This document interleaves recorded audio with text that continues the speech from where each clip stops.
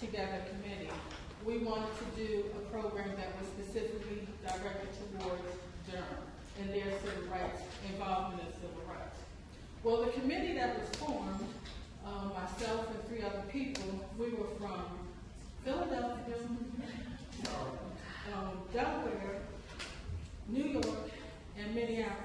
And so we kind of thought about it and said, where do we get started? We don't have a clue. So I called the college of mine at North Carolina Central University, Ms. Katina Jones, and she said, you need to speak to Andre Van. And so Andre Van graciously took on our charge.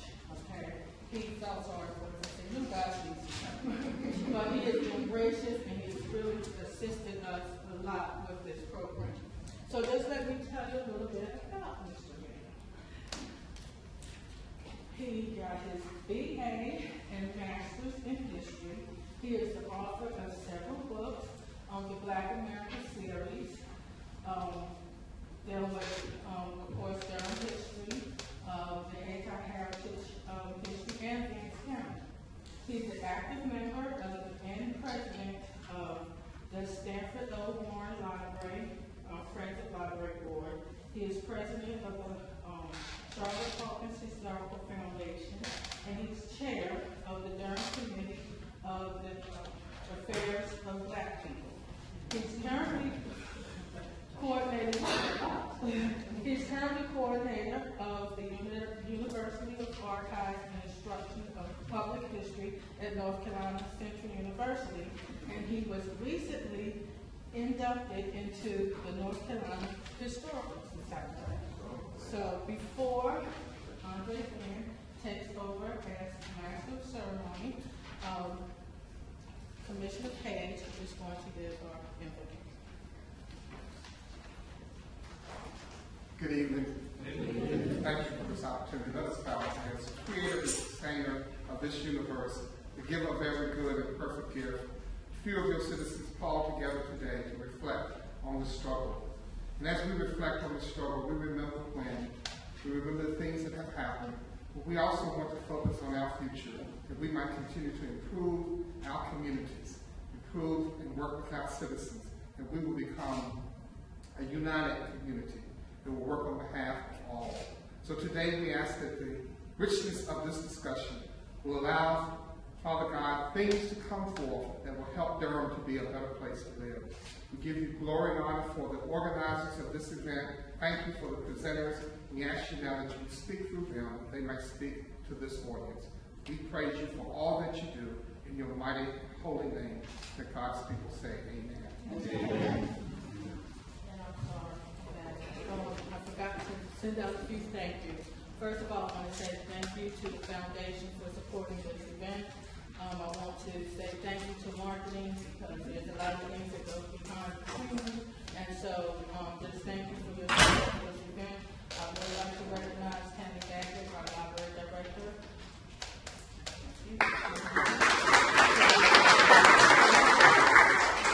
And also the Friends have the book card out in the front that has historical books if you would like to view those at the end of the program. And now I would like to introduce our Master of Ceremony, Andre Van.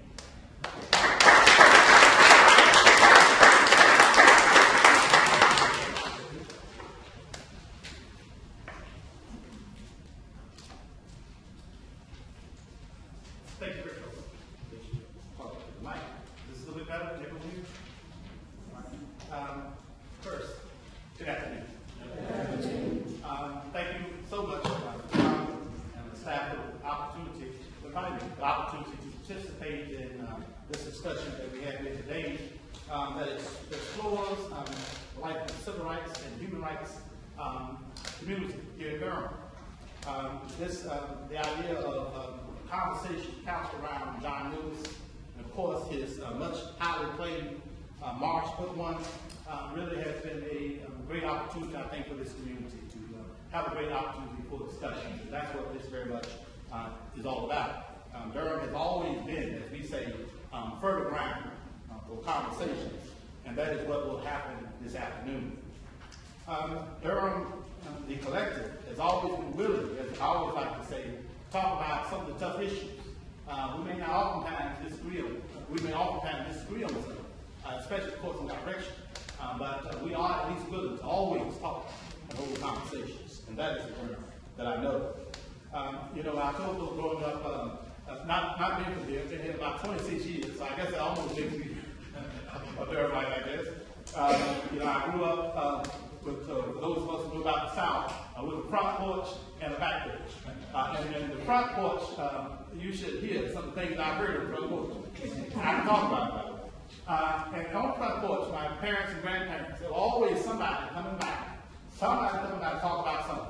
And I was always the privileged one. I call myself the lucky one to be able to sit there without opening my mouth, as they would tell me, and just merely listen to the conversations. Well, today is a little bit different. We have an air-conditioned front porch here today. And you'll see me from time to time do a little, not necessarily talking, but as my grandmother used to do when it was time to eat, sometimes ringing that little bell as a little reminder to help keep us on schedule time. All right? And we're going to do that. So, but most importantly, I'm thankful for the opportunity for this great community to have a chance to hear from many great voices. And let me just tell you, there are many other voices that could be just as quickly added along this panel here on today. All right? But for us today, the idea is to look at the story of the long civil rights movement in Durham, North Carolina. And we're thankful for the great opportunity for that. And I think also Ms. Lovely, she's already introduced some as well, but also again, I want to thank staff members and others who have done the yoga task in terms of preparation, all of this. Let me just say something. We were working all the way early this morning. I found a few things, and they worked right along. Also, of course, friends of the Durham County Library, we certainly want to take this time to recognize you all as well. Friends of Stanford L1 Branch Library, and I know some are on the way. Elected officials, of course, have some here, one here. And of course, any former civil rights workers, we certainly want to take this opportunity to recognize you and thank you for coming. We also are thankful, of course, for Brother Page having opened up with an ecumenical piece for us to help us move forward. Now, this is I think, the most important part, that helps to involve you all. Helps to involve you all in the conversation, all right? The idea is that we want to give opportunity for persons to sort of invoke the names of those persons whom they may wish to sort of recognize and cite at this time. Whether they were pivotal in the movement in the 60s, the 70s, 80s, but whomever you wish, the opportunity certainly is there. And I, of course, would make sure that we have a clear opportunity for that. And if there's anyone who'd like to start us off, certainly. The floor is open. Minnie Fuller, Bruce Baines, Joyce McKissick, George McKissick. Thank you. Benjamin Rowe, I can forget. J.C. Scarborough Sr., J.C. Scarborough Jr., Mr. Ellison Sr., and Thank you. Malcolm X has been here, but King has been to Durham many, many times, usually incognito. He'd get off at the train station, put on a hat, and come down to either Pico Street or Formosa. He did a lot of writing here at Durham because he had to go somewhere where he wouldn't get bothered. So a lot of that was done right here in Durham. Okay, thank you for that. Would Polly Murray count? Yes. Definitely. John Edwards. John Edwards.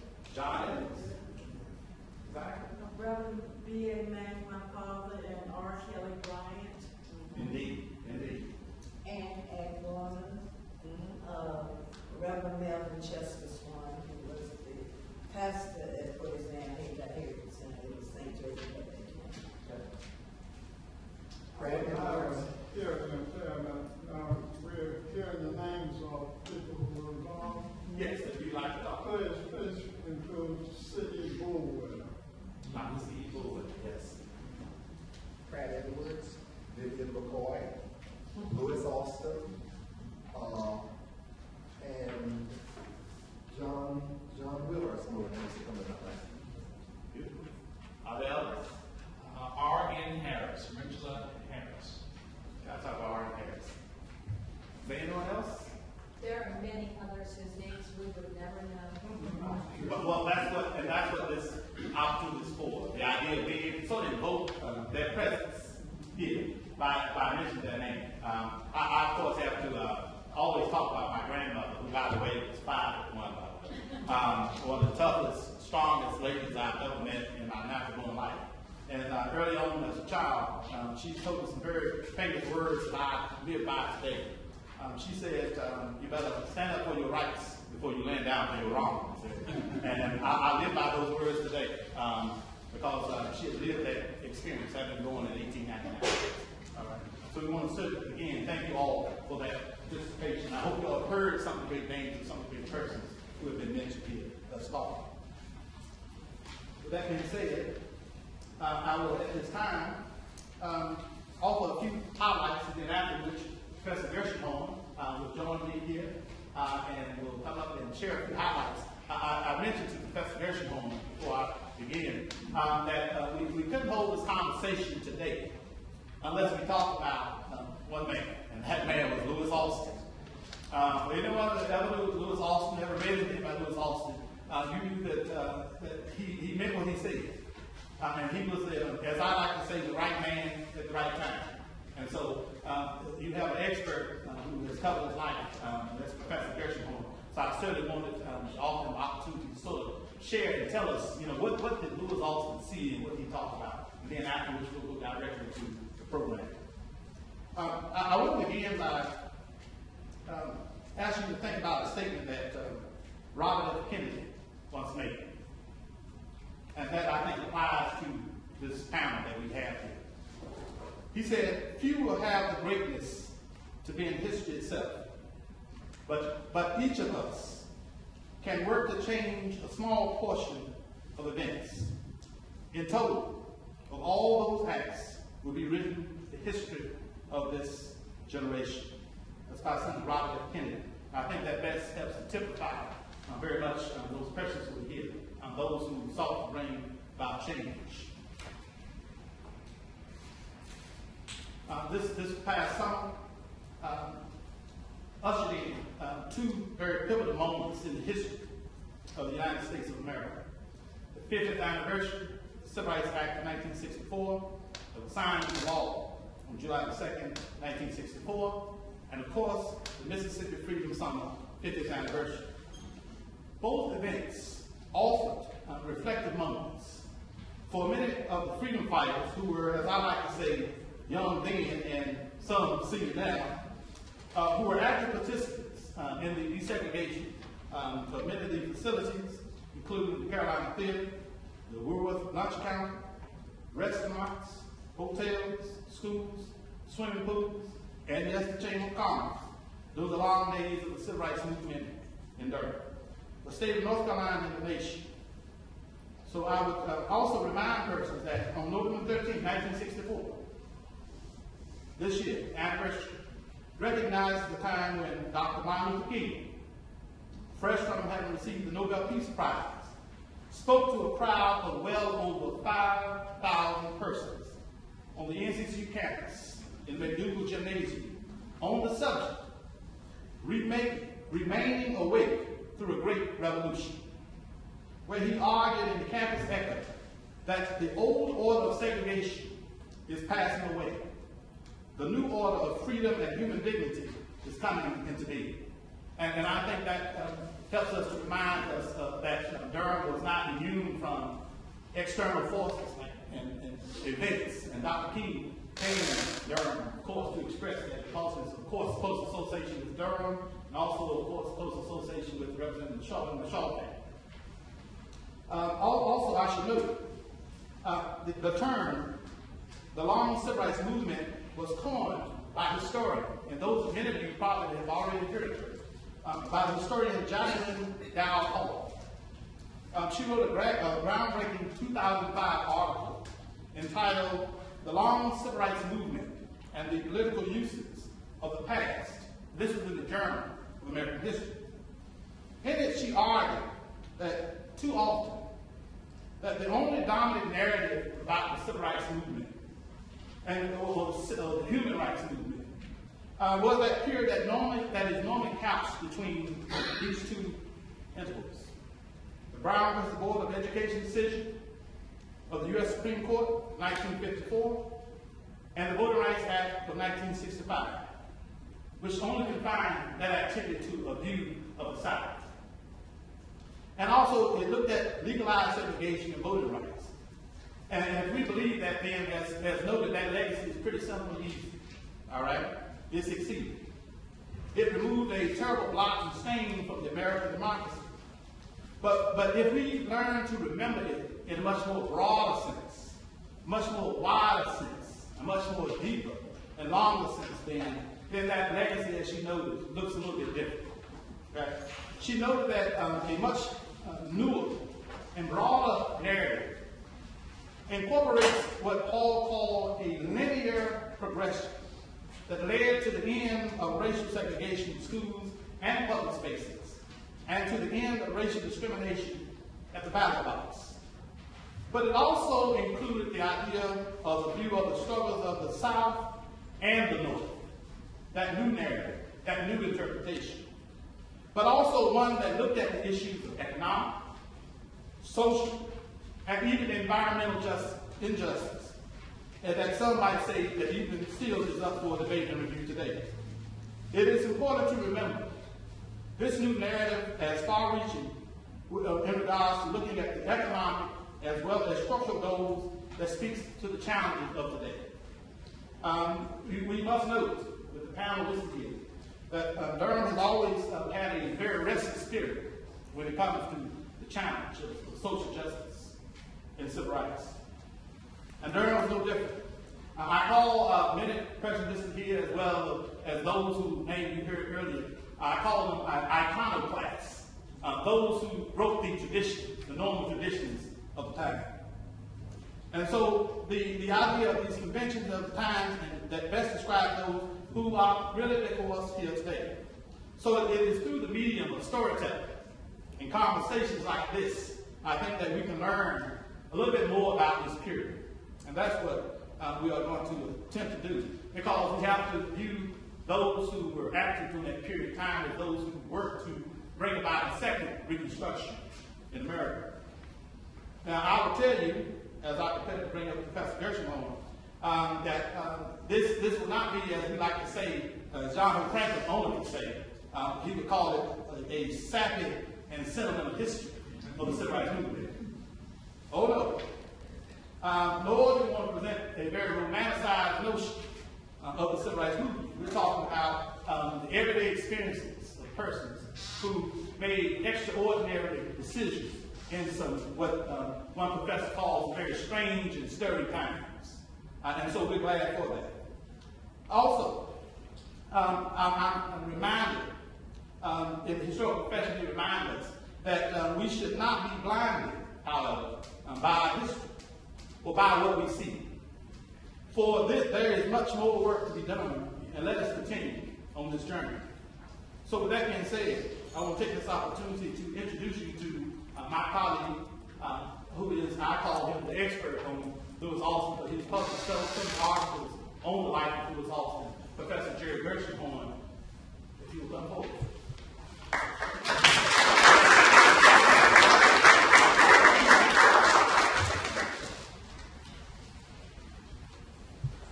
Good afternoon. First of all, I want to thank Andre for inviting me to be on this panel. It's quite an honor to be on such a panel with such significant figures, of some of whom changed the face of the city and the state and this country. So as Andre mentioned, I want to talk a little about Lewis Austin and the Carolina Times. He mentioned the concept of a long civil rights movement, of a long black freedom struggle. The traditional notion of the civil rights movement, as he said, was that it started back in the 1950s. But as probably we may all know, there was struggle much before that. African Americans throughout the South, throughout the country, were resisting segregation and oppression. And one of the key figures was Lewis Austin. So let me talk a little about Lewis Austin. He was the editor and publisher of the Carolina Times, which was and continues to be a weekly newspaper which started initially for the black community.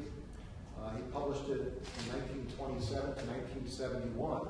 So actually through his career, we can kind of see the long black freedom struggle, as I call it. He played a key role in sustaining that struggle before the emergence of the modern civil rights movement of the 1950s and 1960s. Since Andre has already mentioned Jacqueline Hall's important article in the long civil rights movement, I won't repeat that information, but in looking at the history of the black freedom struggle in Durham, there's abundant evidence in looking at that struggle to support what Jacqueline Hall wrote about in her article. In Durham, Lewis Austin and a small cadre of militant black activists revitalized the struggle for equality in North Carolina beginning in the early 1930s. Austin helped chart a new strategy which employed legal action and embraced electoral politics through the Democratic Party while rejecting an accommodation to white paternalism. As historian Glenda Gilmore has observed, from the 1920s through the 1950s, North Carolina's model of white supremacy was based on, quote, a progressive mystique dependent upon education, polite interracial forums, and the relative absence of violence. Instead of being satisfied with incremental change, Austin employed a confrontational style, directly attacking racial inequities and segregation. Unlike the older generation of black leaders in North Carolina, he publicly embraced the integrationist NAACP and rejected the strategy of lobbying white leaders for their help in supporting gradual change. When white supremacists like Raleigh newspaper publisher Josephus Daniels, white moderates like University of North Carolina sociologist Guy Johnson, or moderate black leaders like local businessman C.C. Spaulding and educator James Shepard criticized Austin's words or actions, he refused to temper his confrontational tactics. As William Chafe showed in his study of the modern civil rights movement in Greensboro, North Carolina, confrontation and defiance, not civility and accommodation, was needed to break white supremacy's stranglehold in the South. Austin took to heart Frederick Douglass's admonition from the 19th century, quote, power conceives nothing without a demand. It never did, and it never will. Under Austin's leadership, the Carolina Times became the voice of the black freedom struggle in North Carolina. In his editorials, he did not mince words. The paper's motto was, quote, truth unbridled. He regularly reported on courageous African Americans who refused to accept second-class status. When Ellen Harris, a black passenger on a Durham bus, was charged with violating Jim Crow law in 1938, which of course is about 17 years before Rosa Parks famously refused to go to the back of the bus in Montgomery, Austin came to Harris's defense. After she was convicted in a lower court, Harris appealed her conviction to the North Carolina Supreme Court, which overturned the lower court's decision. Austin's advocacy did not stop with the printed word. In 1933, Austin and attorneys Conrad Pearson and Cecil McCoy filed the first lawsuit to attempt to integrate a Southern white university when they sued on behalf of Thomas Raymond Hocutt to integrate the pharmacy school at the University of North Carolina at Chapel Hill. Austin also spoke out for equal funding for black schools and equal salaries for black teachers in those years when black teachers were paid a significant amount less than white teachers were. But unlike more cautious black leaders in North Carolina, Austin did not hesitate to advocate legal action to enforce equity for black schools and black teachers. During the early 1930s, Austin played a leading role in urging black Carolinians to leave the Republican Party, which rarely won an election in that era in North Carolina. As you may know, the South was essentially a one political party region, and that was the case in North Carolina. African Americans had regularly supported the Republican Party since the post-Civil War era of Reconstruction. But Austin advised African Americans to leave the Republican Party in the early 1930s. Toward that end, in 1932, he helped create the North Carolina Independent Voters League. 2 years later, Austin and black movie theater owner Frederick Watkins were elected Justices of the Peace in Durham. The Pittsburgh Courier declared that their election marks the beginning of the New Deal in the South. The following year, Austin helped form the Durham Committee on Negro Affairs, which played a key role in registering black voters and increasing black political power. And of course, that organization still exists as the Durham Committee on the Affairs of Black People. As chairman of the political division of the North Carolina Committee on Negro Affairs, which was created 2 years after the Durham Committee, Austin helped increase black voter registration in the state to 75,000 by 1940. So if you think about that, that's 25 years before the passage of the Voting Rights Act. During and after World War II, Austin's activism helped to undermine segregation and white supremacy. During the war, he led the Double V campaign in North Carolina, protesting against racial inequities at home while supporting the war effort overseas. Many African Americans who were more conservative or moderate in Austin said that African Americans should delay their protests and support the United States in the war effort, but not protest oppression and segregation. But Austin refused to back off. He also supported A. Philip Randolph's March on Washington, which compelled President Franklin Roosevelt to issue an executive order that barred racial discrimination in employment in defense plans. After the war, in 1947, Austin organized an integrated football game in Durham between a white team from Philadelphia and a black team from Washington, D.C. Several newspapers reported that that was the first interracial football game ever played in the South. Freedom fighters like Lewis Austin laid the foundation for the important victories produced by the modern civil rights movement of the 50s and 60s. And Austin continued to play an important role during that era as well, as the Carolina Times welcomed a new generation of activists to the Black freedom struggle. Thank you.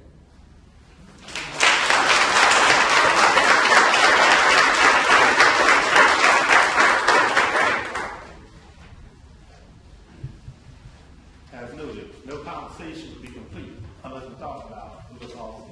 And I want to thank Professor Gershon for that. Now, I'll do a very brief introduction of each panelist.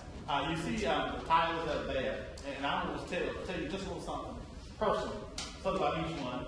And if you follow the concept of the front porch, okay, y'all with me on the front porch? These are all, in some way, my friends and my mentors who are all here to help share these stories. And so what's going to happen is I will introduce them. Each one will have an opening statement and share with you. And then we have a few select questions that we want to ask them. Then after which the fun part comes in. And that's where you all come in. I hope y'all will come in. And you all will get a chance to ask a few questions, because I'm not sure we're going to have a moment like this to have so many great persons and so many great stories on one panel. All right. So anyway, let me begin. We have, of course, Eddie Davis. What else I can say about Eddie Davis? Eddie knows just about as much about Durham as anyone born and raised just about, and it's helped to tell them those great stories. And it's also entered, as you all know, into the political realm as well. But we still see him out helping to tell the stories. Now next we have, of course, Miss Virginia Weaver. I call her my Rosa Parks of Durham. This is Rosa Parks of Durham. This is the lady who has helped to set the stage for the early activities. You all know, we sometimes get the stories of history sometimes confused. In chronologically, we have to go back and remind folks that before that was 1960, that was 1957. And so 1957 is one of the only two persons outside of Reverend Douglas Moore and the Royal Ice Cream Parlor City, the Royal Seven, to be here in Durham. And that's Mr. Jimmy Williams, one who I so admire and love to death. Let me just tell you. Also, we have Walter Jackson, one person who I've had the privilege and opportunity to know. I knew his sisters probably a little bit before I knew him. But I know him because he also has been very active in a wonderful project, and we hope that you all, and you can make a picture of that too, make a visit down to the Carolina Theater. Has everyone had a chance to see the Civil Rights exhibit upstairs on the third floor of the Carolina Theater? Has everyone been there? If you have, raise your hand. Okay, the rest of y'all, if I was a professor, I'm about to funk y'all. Y'all punch your chest, so I'm going to give you a chance to pick it up. All right, I want you to make sure you fill in your blanks. If you just got the last magazine from the Carolina Theater, that's a 2-page exhibit in there. And Walter, who by the way was a high school student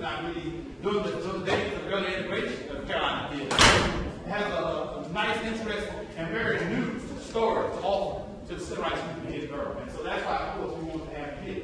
Of course, we also have here one of my colleagues from North Carolina Central University, this Janice McGuess, okay, who is no stranger to Durham, by the way. Her father was a village minister here.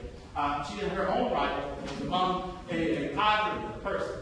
If you follow the one book that she wrote, that chronicles the early experiences of others who helped to desegregate Brockton School here in Durham. And so we want to, of course, thank you. We're glad to have you here. And why don't you show everybody the book bag? The wonderful book bag that helps to tell that period in time.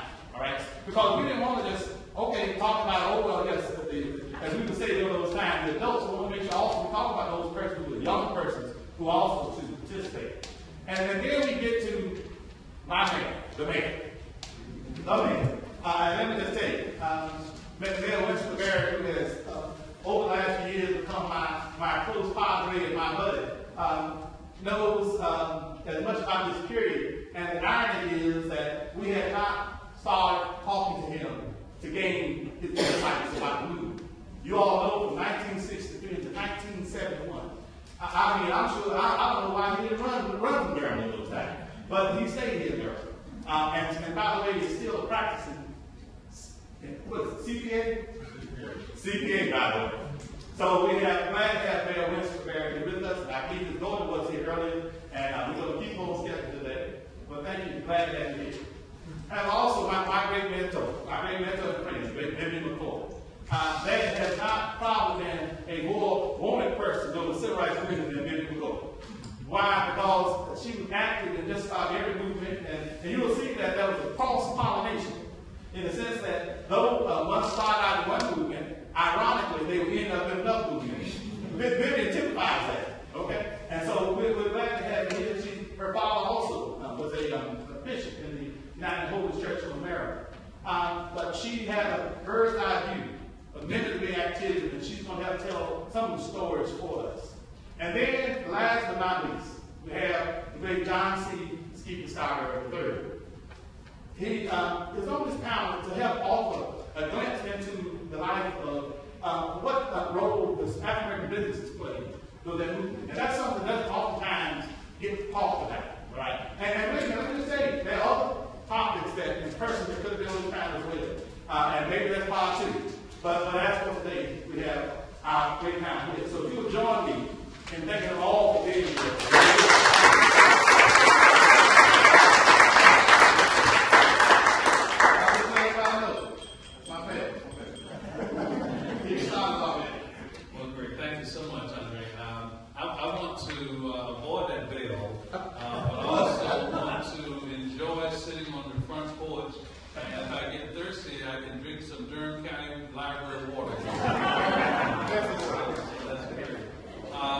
I'm assigned to talk about the Blue versus Durham case that was filed in 1949, argued in 1950, and the judgment was rendered in 1951. I want to go back to what Dr. Jerry Hershenhorn talked about earlier about Lewis Alston, because Lewis Alston, as he said, was one of the founders of the Durham Committee on the Effect of Negro Affairs in 1935. And after the founding of that organization, there was lots of pressure that was put upon governmental bodies here in Durham, the city council, the county commissioners, and particularly the school board, to try to make sure that there was equalization of activities. And after hitting a wall, so to speak, by going down and trying to be polite, going and lobbying the school board particularly for equalization of funding and facilities, the members of the Durham Committee on Negro Affairs decided they were going to take a different tactic. In 1949, they decided that they were going to file a lawsuit saying basically, if it's going to be separate but equal, then you got to make it equal. So they decided to go forth with this lawsuit. And you got to understand the times, the Durham Committee on Negro Affairs at that time was made up of lots of people who who were out front, but lots of people who were in the background. The people who were out front, the ones who were the most, the strongest advocates, were the people who had some independence. There were people who were involved at North Carolina Central, but even then, as Andre said, there were some reluctance by some of the leaders of North Carolina Central to make sure that there was some muting of the voices. There also were people who were involved in North Carolina Mutual, people who were involved in Mechanics and Farmers Bank, and there were some independent folks who were working in the tobacco industry, folks who were particularly involved in the Tobacco Workers Union in those days. So Durham offered a degree of independence that did not exist in some other parts of North Carolina. So they put forth this lawsuit, and they utilized the children. They said, let's put forth this lawsuit on behalf of our children. And interestingly enough, one of those children who ended up being one of the plaintiffs in that Blue versus Durham case is sitting at your far right. Skippy Scarborough was one of those plaintiffs, and the lawsuit was filed on his behalf by his parents and many other parents who were particularly folks who were connected with either North Carolina Central, the Tobacco Workers Union, or the business community, the black business community in Durham. They filed that lawsuit not for integration, but for equalization. And they said that if you indeed want to have it separate, then you should make it equal. The case finally got into federal court, and they alphabetized the names of the plaintiffs, and the woman whose name was Margaret Blue ended up being the person, because normally in lawsuits you alphabetize that person. So Margaret Blue, who was a strong woman who came from the West End of Durham, ended up being the person who was named plaintiff there. They put forth the case, and the case went to a federal court in the Middle District, a Judge Johnson Hayes. And the case was held, was tried in what is now the Durham County Post Office downtown, upstairs. The people who represented the plaintiffs, or the folks from the Durham committee, were people, particularly John Wheeler, who most people around here don't look at as for his legal expertise, but he was more of a banker, and also Hugh Thompson. So the two of them, along with one of John Wheeler's banking friends in Richmond, Virginia. He was very close to Oliver Hill, Spotswood Robinson, and Martin A. Martin. They were connected to a black bank very much like Mechanics and Farmers, but they also were lawyers at that law firm. In fact, if you look at your program, you see pictures of them right here. So they're the cover children here. The person on the left there is Hugh Thompson, who was from Durham, one of the famous Durham lawyers. Oliver Hill, who ended up getting the Presidential Medal of Freedom, I guess. John Wheeler, who is the third person in the foreground, and on the right with that hat and that M.A.M. briefcase there is Martin A. Martin. The only one who is not pictured there is Spotswood Robinson. But they put forth the case, and they did such a good job.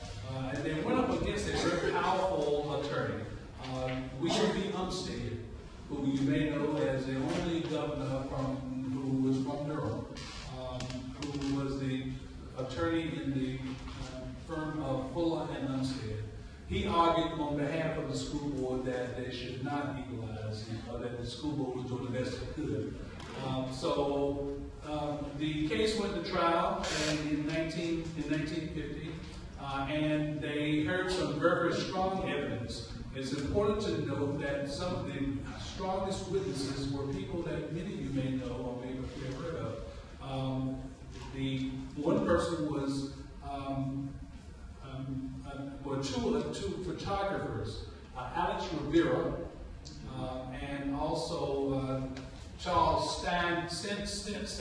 Standbags, who put forth evidence to show visually that there was no equalization in terms of the facilities that were provided for the black children versus what was provided for white children. Also, Mr. Alston, Howard Alston, who was an employee of the school district, testified, gave some very strong testimony, and it was the fact that this case was put forth, and it was they focused in on the Equal Protection Clause of the 14th Amendment. They made such a strong presence on Judge Hayes that it was decided during the summer of 1950 that the tactics should change. And while Oliver Hill was at the NAACP National Convention in 1950, this court case of Blue versus Durham was going on. And he reported and writes in his autobiography that the tactics changed and they decided that they were not going to go forward with this whole idea of equalization any longer, that they were going to go for full-scale integration. And at any rate, they decided that the Brown case was based on 5 different cases around the country: South Carolina, Delaware, Virginia, Kansas, and Washington, D.C. And because the Kansas case alphabetically came first, it became blue. But it became brown. But the case was won here in Durham, and many people believe that if indeed the Durham board had decided to appeal, the blue case would have gone into that pot, and if indeed it had, blue comes before brown. We don't know, but there's speculation by many, including myself, that what we all know as Brown versus Board of Education would have been blue versus the Board of Education, and all the center of attention would not have been Topeka, Kansas, would have been Durham, North Carolina. So at any rate, there's more information, and you can end up from the internet, and the Durham County, North Carolina Bureau also has it at the library. I'll turn it over.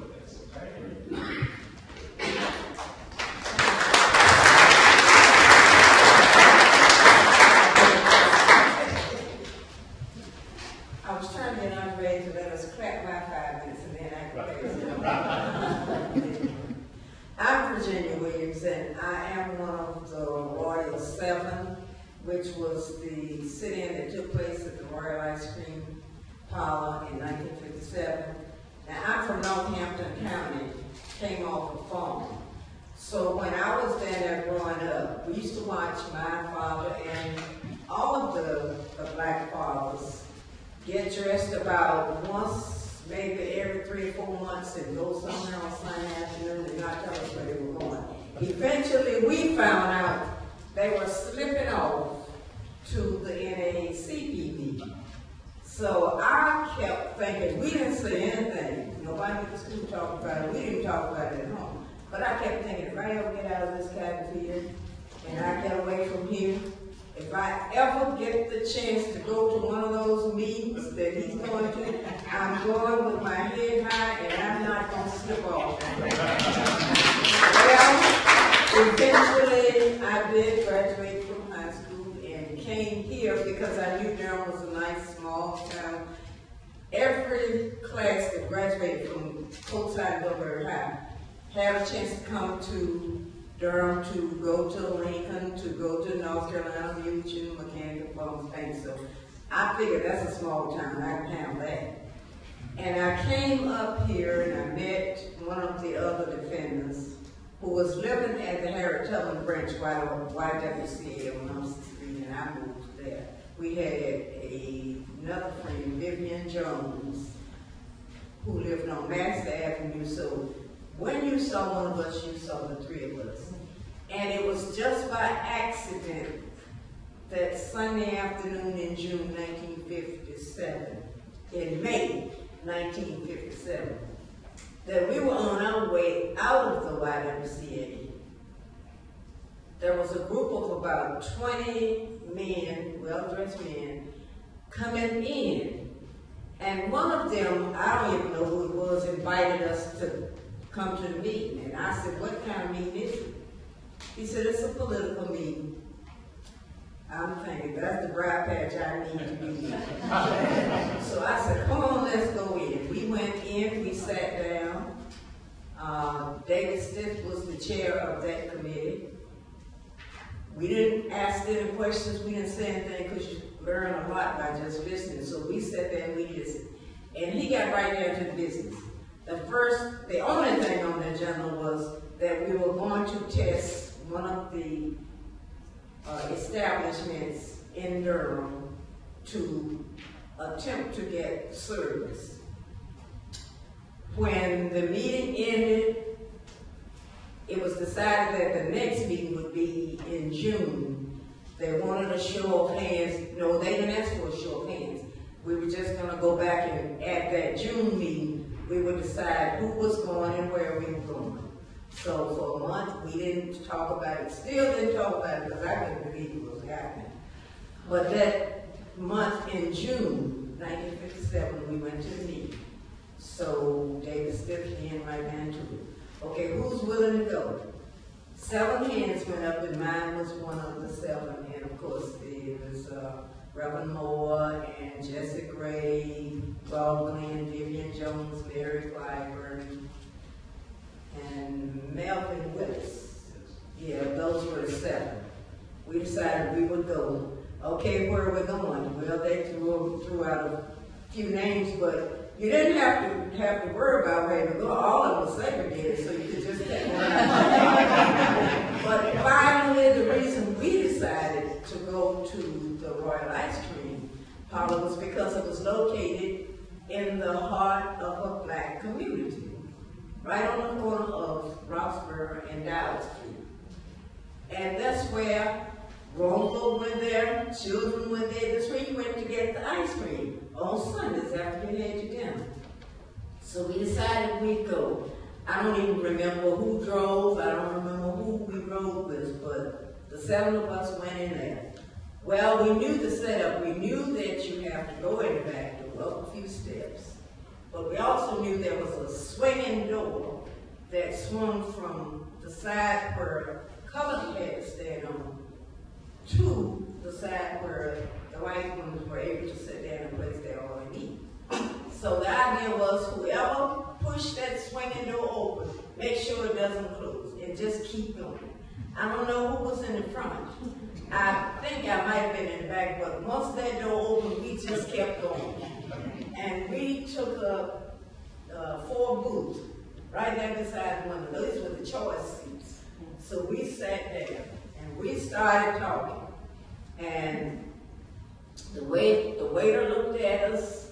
He went back in there and he talked to the manager. The manager came out and looked at us. They went back in there. So after a few minutes, the waiter came and he started on that end of the door, which was the Dallas Street door. And he was asking them, because we couldn't hear what he was saying, to leave. And Reverend Moore and those weren't budging. So he kept asking them. Finally, he went back and he talked to the manager. And the manager must have told us it worked the crowd. I think the idea was if you could just get one of them to leave, the others might follow. So we stopped by Midway and asked them, and nobody was budging. And finally, they got down to our booths, and he asked us to leave. And since I was sitting on the end, I just looked at him and I said, I'd like some ice cream. It's about the manager has said he does not want to serve. So he looked at me and I looked at him and I said, I'd still like some ice cream. He said, well, the manager is not going to serve you any ice cream. Well, they weren't going to serve us ice cream. We weren't going to leave, so that conversation was over. We turned and started talking among ourselves again. And he went back and talked to the manager, and then we looked out there, and there come 4 cruisers. 2 police in each cruiser. There were 7 of us that was 8 of them. So they came on in, and they went and talked to the manager. The manager came out and looked at us, and he went back in there, and the police started working the tables. We all just leave, and nobody was budging. Finally, they got down to me, and he said, the manager has said if you leave, there'll be no charges pressed, there'll be nothing about it. You can just leave and go home and there won't be no trouble. I'm still asking for ice cream. So they decided, I guess we might as well take them on, and they made it clear they were going to take us to jail. Somebody asked if the 3 women could ride together. The thing about this organization was there were no women in there, it was all men. It was just either chance or luck or whatever you call it, that we happened to run into them and get the last minute invitation. At any rate, we went on down to the jailhouse. They did not handcuff us. I can't even remember if they actually fingerprinted us, but I know that they did paperwork, name, social security number, and height and weight and stuff like that. And finally one of the police looked at me and he said, if you were my daughter, I'd take you across my lap and spank you. I don't know why he said that, and I certainly don't know why I said it. I said, if I were your daughter, I wouldn't even meet Andy for this. That kind of ended that. So in the meantime, a bondsman had already bailed us out. I understand that across town in the then colored community, they were calling and said, there's some people down there. Who are they? We don't even know who they are. Well, most of us were from out of town, and some of us even said we were troublemakers. But they said, at least we got to give them some attorneys. So the idea was that after some bondsman bond us out, Louis Austin, instead of going to the meeting, he came in there to try to bail us out. But he was already too late. Somebody had done it. And I'm told at that time there were no black bail bondsmen, so it had to be a white one. But he didn't call no press conference and say, yeah, I got mine. We don't know today who he was, but he quietly did it and went right on about his business. That we were charged with trespassing that Monday morning. We went to court. Attorney William A. Marsh beat the case. Immediately appealed, and I believe we were fined $25 and cost of court. So we went to Superior Court. That lasted 2 days, trial by jury, all white jury.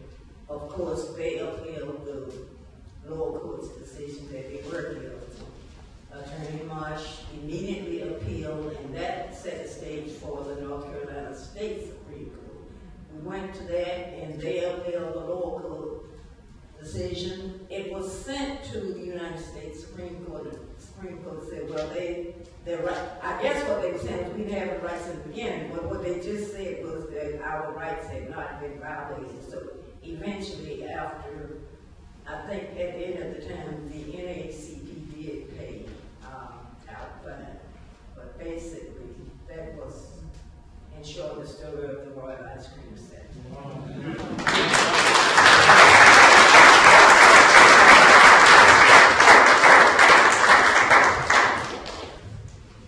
If I may, I'd like to use a lectern. I would like to be able to see the members of the audience and that's make feedback. Very important to me. Let's see if people are going to sleep or whatever. What I think that today will be to be brief. Many of you are familiar with the words of the song "Lift Every Voice and Sing," which is also known as the Negro National Anthem. Some of the beautiful lines in that song say, God of our weary years, God of our silent tears, Thou who hast brought us thus far on the way. There is power in those words because for those of us who were involved in the civil rights movement and those who came before, there were many weary years. There were many silent tears, and there was blood too. The gains of the civil rights movement did not come without great sacrifice. If you were not there 50-some years ago as the civil rights movement was unfolding, you have no idea what it was like. Actually, for many of us who were there at this point, 50-some years later, memories are getting kind of hazy about a lot of details. But I just want to give you a very, very brief picture of what things were like back there for those of you who weren't there perhaps didn't live in Durham.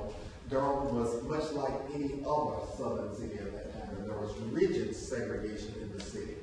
It just so happens that in Durham, we have Main Street and a railroad track paralleling each other, coming right down through the center of the city.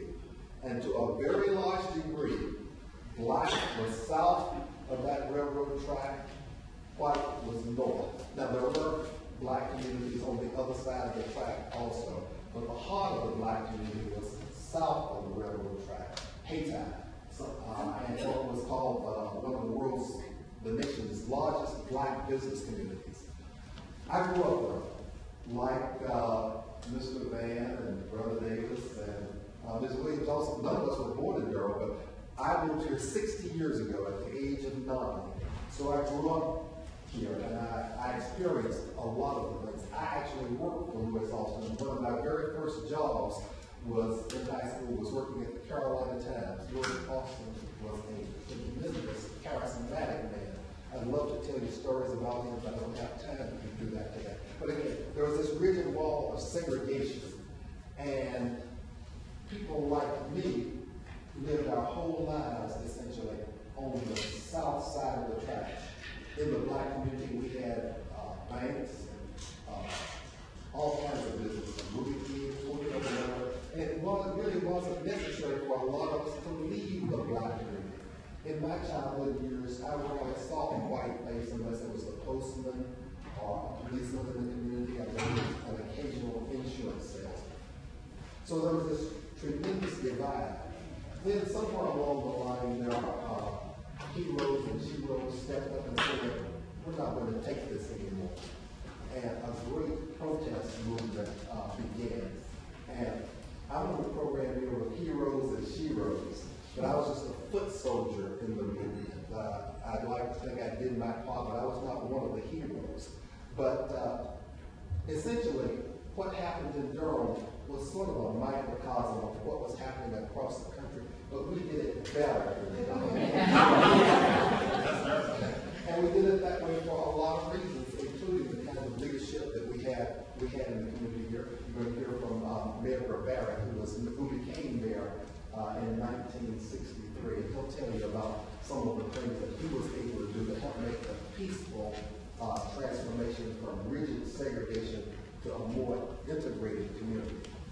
My role in the program is to talk about the Carolina Theater, but I'm not going to talk so much about the Carolina Theater, just the kind of change that took place, because in just a few years there, amazing changes took place, and we went from this very segregated community to at least the beginnings of integration. For African Americans in those times, it was sort of a reign of terror. Because there were economic reprisals, physical reprisals, threats, all kinds of things. But again, the people stood up to say, we are not going to take this anymore. On the black side of town, we had our own movie theaters, principal among which was the Regal Theater. Downtown, there was the Carolina Theater, the Center Theater, the Rialto Theater, Criterion, all of which were white, but some of which had balconies in which African Americans could sit, pay the same price as those who sat on the lower level, but we had to go upstairs. Again, there is a wonderful exhibit that has now been created and is downtown at the Carolina Theater. I encourage you to go down and take a look through there and see the story of actually how that came about. But it involved sacrifice by a lot of people. It involved people marching and picketing and protesting in all kinds of weather. We had what was called round-robin demonstrations in which we would go up to the front of the white ticket counter and ask for a ticket to the theater and be denied entrance. We then go to the back of the line and just kept a circular pattern in these round-robin demonstrations, asking for the barriers of segregation to be dropped. And through the leadership of members in the African American community, people like Mayor Barrett on the other side, we did eventually win over, and the walls of segregation came tumbling down. There's a great spiritual song, "My Soul Looks Back in Wonder at How I Got Over." We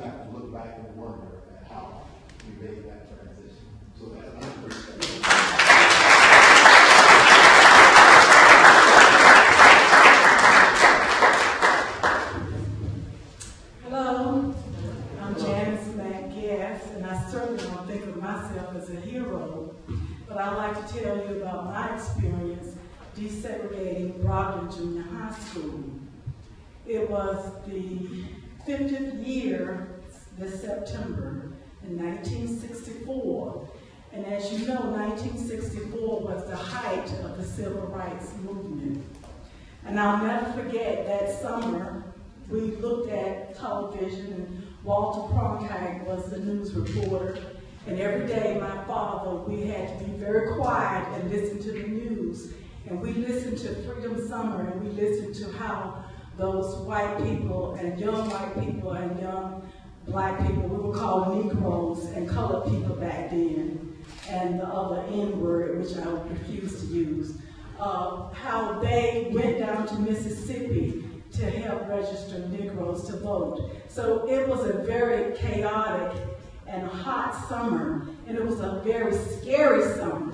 And my siblings and I, and my twin sister Joyce is right here. Joyce, raise your hand. My mom and dad had 2 sets of twins. We moved here when we were 10 years old, and we were a year apart.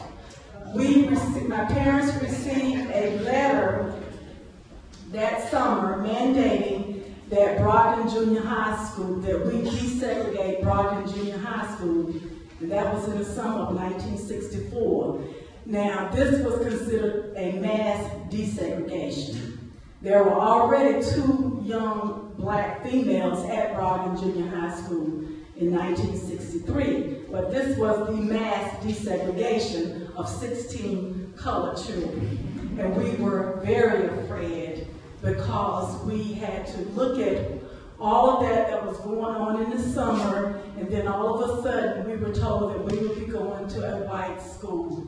And I'll never forget, my father was a minister, an Amy Zion minister, and as you know, Amy Zion ministers, they moved from church to church, and he had 4 churches in the Pittsburgh, Sanford circuit. And one Sunday in August, we were coming back from an evening service, and we ran up on a Ku Klux Klan cross. And my book opens up with the burning and the viewing of that Ku Klux Klan cross. And it was a very traumatic time. Now, why did I write my story? I never thought I would write a story. I was a technical writer at GlaxoSmithKline for 30 years. I wrote a sales training program, which was considered it was the top in the industry. But in the summer of 2010, through the Pauli Murray Project, Dr. Charmaine McKissick and Barbara Lau invited us to come to the main library to talk about our experiences. And I didn't know I was going to talk. So I went there, and everybody was sitting there. There were people who were talking about the desegregation, how they desegregated public schools, and they were like, "Oh, we just went to school and it was okay." And I'm sitting there like, "It was okay." And I'm like, "Oh, we're talking about Durham on the ground?" I'm like, "It was not okay." So I started talking about how my siblings and I, how we desegregated Broadway Junior High School. And I started crying because, mind you, that was 47 years since that desegregation. And I had pushed it back in my mind because I didn't want to think about it. And I didn't think anybody wanted to hear about it. And so I started talking about it, and I was crying, and white people were crying, and black people were crying, and everybody was crying, and everybody said, "You need to tell your story." So I thought about it, and so I started writing about it, and I wrote a little short blog on a colleague's science blog, and I got more encouragement to tell my story. So I had to pray on it. And I have to tell you that my story is a work of the Spirit. It truly is a work of the Spirit, because I would never write unless the Spirit talked with me or talked to me. And that was usually 2 or 3 o'clock in the morning. Maybe it was because I was quiet and I was listening. And I kept my laptop up, and I would run down the hall, and I would write, and my dog Poncho would sit at my feet. He kept me, he kept me warm during the winter nights, and it actually took me 2.5 years to write it because I remembered the stories, but then I became so passionate about the history. I started doing research, and I wanted to know what was going on during that time. I remember how it was really a very hard time for us. You have to remember that 1964 was the height of the civil rights movement. We went to school following the summer, Freedom Summer, and you remember those 3 civil rights workers were killed down in Mississippi. Cheney, you know the story. That was also the year the Civil Rights Act was passed. Martin Luther King received the Nobel Peace Prize. There was the election, the presidential election of 1964. So it was a very chaotic year during that time, 1964 through the end of that school year. Now, when we went to that school, I'll never forget when my dad dropped us off at school. I think the white children were accustomed to the 2 black children, but all of a sudden there were 16. That means there were 18 of us. Maybe it's okay for 2, but when you start getting big numbers like that, people, they just could not accept that. And they were very mean to us. They would throw food at us. They called us, we heard the N-word. When we would sit in our classrooms, we sat in the back and we were invisible. And all of the wonderful things that were occurring during that time period, the civil rights, the successes, they were never talked about. And in addition, we were thrust into an environment where there were no black teachers, there were no black counselors. We were just thrust into that environment. And also, when we went home, you had all these events going on. I'll never forget when Malcolm X was killed in February because my mom and dad had given us a birthday party. That was February 21st.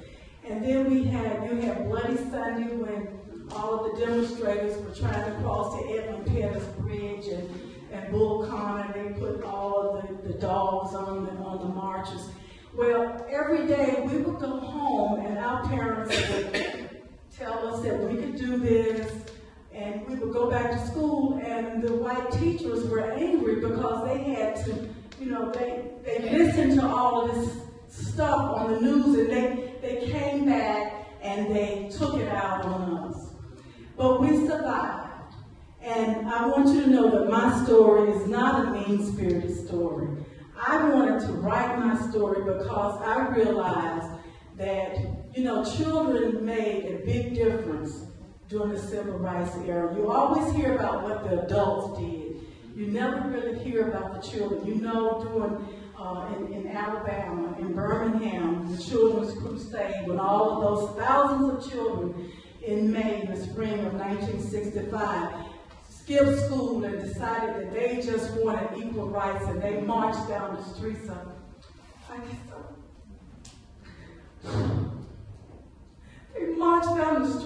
Alabama, Birmingham, demanding equal rights. The children, some of them were 7 years old, and the most of them were 18, the oldest, and for 7 days they put those children in jail. And Bull Connor put the dogs on the children, they put the hogs on the children. So the children were very important during the civil rights. And I wanted to tell that story. And we need to tell our stories because our children need to know. But my story, as I said, it is a story of the spirit. It's not mean-spirited. I only said the N-word twice because I had to make my story believable, because we had to hear that every day. The story is about resiliency and about challenge and about a community. We lived in Walltown community, and we were just 1 block from Duke University, where the wall is. East Campus, yes. And Walltown knew that there were 16 colored children going to this middle-class white school, and they embraced us. And they spurred us on, and the cafeteria workers at Broadway Junior High School were the only black people we saw, and they gave us extra food and extra food. But in my book, I do give all of my siblings a story, and some of the stories are funny, some of them are sad. The saddest story is my story, and I'm not going to tell you what that story is because I'm going to read my book. But my twin sister here, Joyce, entered into the talent show, and I remember when Joyce came home, and Joyce said, and the talent show was in the spring, and we were so glad to go to the talent show because that was right after Bloody Sunday. Everybody was so weary from all of the bad news that was going on. Joyce came home and said, I'm going to be in the talent show. And I remember saying, well, what makes you so brave? She said, because I can sing, and I think they need to have some colored people in the talent show. Well, Joyce was in the talent show, and she sang Swing Low, Sweet Chariot, and she won.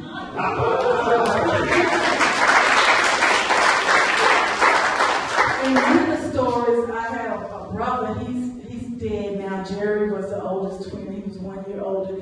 He was born with am I getting close to my bed? Okay, getting close to it. I have to tell you this story. The story is called Jerry and the Giant. Jerry had a short leg. Well, when we were at Broadway, the colored children, we were not allowed to participate in gym with the white children. When we had gym class, they would let us dress up, but we had to walk around the track field for the whole hour of gym. Well, one day my brother, his leg was hurting, and he just said that he just could not walk around the track field. So we had our gym teacher was a big man, and by the way, I did change all the names in the book to protect myself and to protect them. But Jerry told the gym teacher, I'm just not going to walk around that track field. I want to play with the children, and I'm going to tell my dad, and he's going to come up here and beat your butt. And the gym teacher got angry and told him to go to the gym and dress out. So Jerry was very upset. He went home and he told my father, and my father and mother went to Brockton. The next day, the meeting lasted about 10 minutes, and on that same day, we were able to participate with the white children in the gym class. And the story behind that is that if you just let children be children, they can work it out. You know? But there are stories like this in my book. And I also added a lot of history to the book. Okay, because I did not only just want there to be stories, I wanted the children to understand the history and to appreciate that they are standing on the backs of some wonderful people, and I certainly don't consider myself a hero, who have paved the way so that they can enjoy not privileges but the rights that they have today. And thank you so much for giving me an opportunity.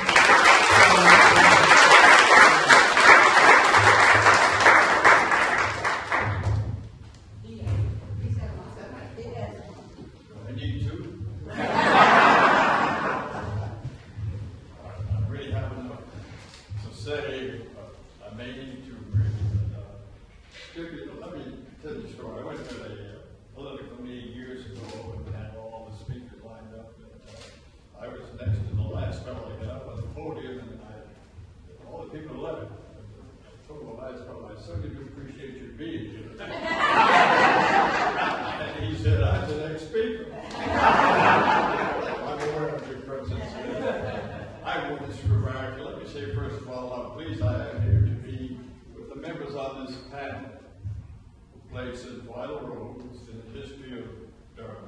Thank you for that. And I noticed a few gray hairs in the audience here. Perhaps you were here with them. I want to thank you too. And I'm especially pleased, however, to see the younger generation will have the benefit of some of the history that gave you the freedom that you have today. Just to check to see whether you've been listening. Way first civil rights act passed federally?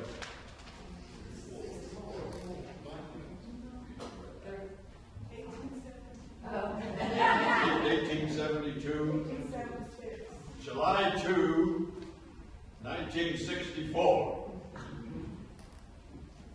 When was the city of Durham desegregated? It still isn't.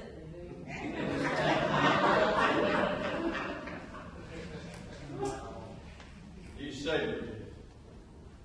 May and June 1963. We live in a wonderful city, and I thank everybody for the contribution that you made. On May 18th, we had an election in the city of Durham, and I was elected mayor. At the same time, in the city was a big convention. Roy Wilkins of the NAACP was in town. There were plans for 30 days of massive demonstrations. I elected on the 18th. On the 19th, the demonstration started. Went to Howard Johnson, filled the place up. The law knew what it was. Nobody was served. The buses hauled the black patrons to the jail. On the 19th, I get a call from the chief of police who says we have a riot situation on our hands in front of the courthouse down here. Somebody had better get down here. I'm elected on the 18th. I'm not installed until the 20th. So I said, have you checked with the incumbent mayor? He said, we can't find him. Smart. I said, I'll be right down. It was in his voice that we had a problem on our hand. So I go down to Main Street. I parked on Roxborough Street there, and things were in bad shape because cars were parked everywhere. When I got up to the corner of Main and Roxborough Street there, I sidled out as slim as I am on that white line to get to the courthouse area where on the right-hand side the white constituents were gathered full, and on the left side were the white.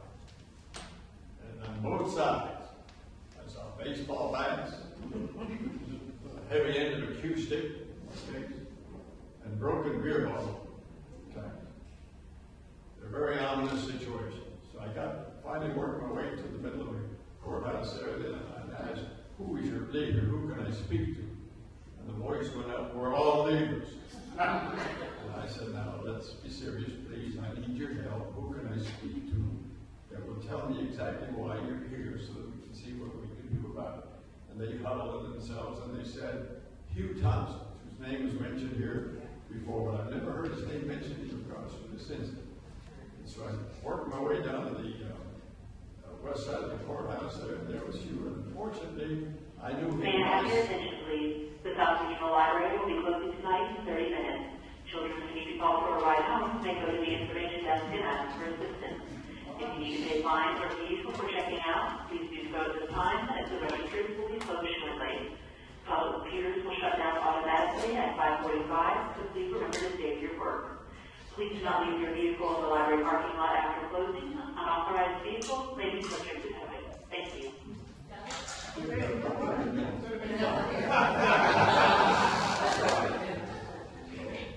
I'm located Mr. Hugh Thompson, and I've known him by sight. We'd exchanged pleasantries on the street now and then. And I asked him, just why is it that we're here specifically? And he got his group together and they came back with the message that we have boxes of cigarettes and sandwiches here for the people in the jail, and nobody would let us in. From the police standpoint, that makes sense. You can't have a mom inside the jail. So I thought about it more and said, Chief Pleasance, give me 2 men, 2 officers, and I asked Mr. Hugh Johnson to name 2 men, put them together. I said, gather all the sandwiches and the cigarettes, and you 4 gentlemen go in and deliver them. That took some time. They came out. I said, they're working fine. So I said to Mr. Thompson, now we've got to discharge this crowd. No way we're going to do any good just looking at each other here and looking for someone to swing the bat and cause a typical that none of us want to have. So he made a very nice talk, and he deserves a lot of credit. His tone was right. He suggested that our mission here was accomplished for the time being, and the mayor then got up, and I told them that I'd be glad to meet with them first thing in the morning, if they would be good enough to get the grievances together, and we'll take it from there. And that worked, and that was a very beautiful and fruitful moment for the city of Durham, thinking as to what the portent could have been. So I met the next day with who deserves a lot of credit here, by the way. He's mentioned Mr. McKissick Sr. He was in charge of the demonstrating group. And we got together quickly, and we discussed a lot of things. I'm trying to summarize this somewhat, but one of the issues would be, he said, Mayor, we want you to fire 35 people at Sears Roebuck in the morning. First of all, I'm not quite installed here yet. I don't know that I'd be able to do that if I wanted to. And it got very violent at that point. He started walking out of the room, Mr. McKissick. And I said, Mr. McKissick? And he stopped at the door. I said, I think you're a reasonable man. I think I'm a reasonable man. Why can't two reasonable minds come to what I would call a more civil, reasonable conclusion? And another great moment in Durham's history, he stopped, came back, and sat down. And I asked him to make a list of the items that they had on their agenda of grievances. And I would call a meeting of the leadership of Durham so that I could measure the heart and the conscience of this community. Invited 60 people, Chamber of Commerce, members of Merchants Association, and other people I thought would be effective under these circumstances. We met, and again to abbreviate, the meeting went on, and there were violent people pro-segregation, against segregation, and those neutral. I suggested the name of the committee, whose purpose would be to reconcile and resolve all differences existing between the various groups in Durham on a basis acceptable to all parties concerned. I appointed a committee of 11 members, 9 white, 2 black. Terrible reaction from the black community. The black doesn't know what he's doing. 9 to 2, there's no way. I saw it entirely the opposite way. This is a moral issue. And if morality is going to conclude what direction the city of Durham takes, let's put morality on the table and discuss it with those who will be in the position to make the change if indeed there is a change to be made. And that's what we did. Then I named a committee of 11 people, and during the campaign, one of my slogans was community unity. And it occurred to me, what better way to exemplify that purpose than to appoint the gentleman who I defeated for the mayorship. I went to Watts car. I want you to know he didn't hesitate a minute. Rents, I'll be glad to serve. And with that start, I'll abbreviate again, I'd like to name all the members who did it, but there was one gentleman who stands out. We have a gentleman named Harvey Rick, ran Harvey's Cafeteria. The most segregated mind in the city of Durham. He was a very fine man, loved by everybody, respected, religious, and everybody liked him. There's no way my committee would be successful, in my opinion, without him. We need his presence. I went to him. Spent a couple hours with him. He said, I'll call you tonight. At 11 o'clock, a little after 11 that night, he called. And I'm quoting him exactly. He says to me, my shirt is wet with my tears. I have just come in from the woods. Mr. Mayor, I will serve. And to summarize his contribution, I named him chairman of the restroom committee, restaurants. And he was very vital in the desegregation of restaurants in town. One other name, it's worthy you mentioned, some of you may know, or Jimmy Moore ran the Turtle's barbecue house out on Maury near Durham. And he called me and wanted to see me. He came in, and the conversation carried on about segregating the restaurants, and I said, Jimmy, we serve them right now. And he said, that's why I'm here. He had thought of it. Jimmy Moore, you don't hear his name mentioned, but he played a vital role. I went to St. Joseph's Church where I spent an awful lot of time there. And I said, give me 2 people. Send 2 people out there to turn it in right now. 2 people were sent out. We sat there. I said, I'll stay here with you to see what happens. They came back in due course. Did you entertain it just like everyone else? Yes. Did they seat you like everyone else? Yes. Did they serve you like everyone else? Did you pay like everyone else? Did you live like everyone else? Yeah. Tremendous applause. And that was the moment in history when I felt like the black community was giving the mayor some credibility. Maybe this fellow can get something done. Then to summarize the details of the committee's work, all restaurants, hotels, motels, working practices and so on, voted to desegregate voluntarily, except one. And that was the one that Walker, friend Jackson, referred to. We had the committee was 3 of the members of the committee. John Wheeler was on it, and my preacher Warren Carr and Jim Hawkins. They came back to me to report, Wentz, there's no way the theaters are going to integrate into there. No way. So, back to the mayor. Where do we go from here? I remember that at all the meetings I attended with the black membership headed by Floyd McKissick Sr., there was a lady there that she sat very pensively all the time, very thoughtful. You could tell she was on the subject. Said very little. Bessie McClellan. Oh, yeah. Her name needs to be mentioned here. Black school teacher. And I called her. I said, Ms. McClellan, there's a subject I'd like to discuss with you. What is it? I said, I need some help with the theaters. I'd like to discuss it with you. I'll have to bring some students. I said, bring anyone you want. They came to my office. I made a suggestion. I'd like to have you give me the names of 2 people who will go to the theater tomorrow night, 4 the next, 6 the next.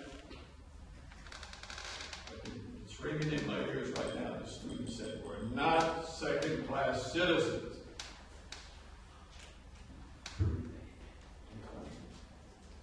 But Bessie sat there. There was that. And she finally said, I think it's worth a try. And in the meantime, I need to tell you, when I went to the theater managers, we talked for a long time. What is it? I said, the rest of the community is red. You're the only holdout that we have. Why is it that you can't join the rest of us? They told me that in Atlanta, that happened. Black patrons came into the white theater, moved around in the seats, disrupted the performance for everyone there.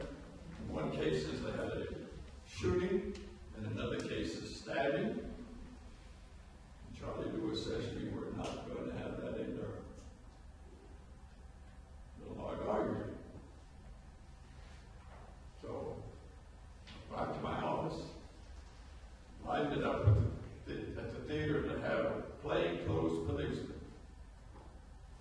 In view of these people, if they ever came, let them into the theater, keep an eye on it, so what they tell me happened in Atlanta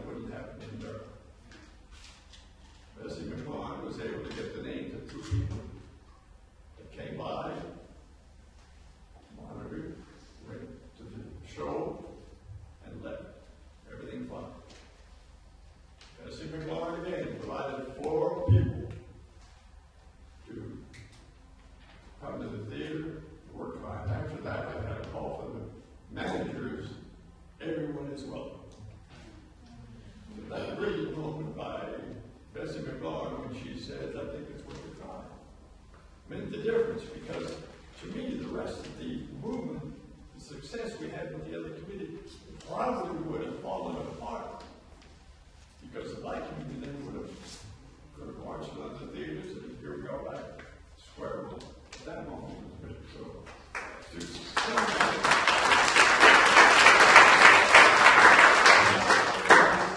I want to read this because people ask, what did it in Durham? And this is the tone we set at the beginning of the demonstration. This is Durham Morning Journal on June 9th of 63, June 9th. This is what I said, 63.